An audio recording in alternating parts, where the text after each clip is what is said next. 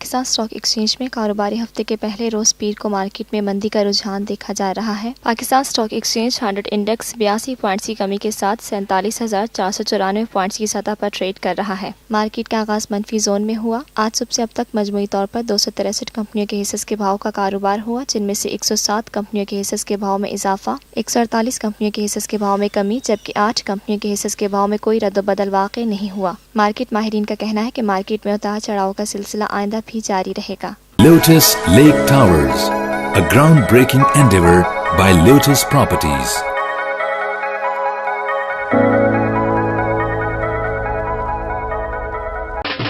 دیسی کھانوں کے متوالے ہو جائیں تیار، پاکستان کا سب سے بڑا بوفے ویکینڈ آ گیا ہے۔ 21، 22 اور 23 اپریل جمعہ، ہفتہ اور اتوار پاکستان کا دسترخوان سجائے گا دیسی کھانوں کا بہترین انتخاب فریر ہال گارڈنز کراچی میں۔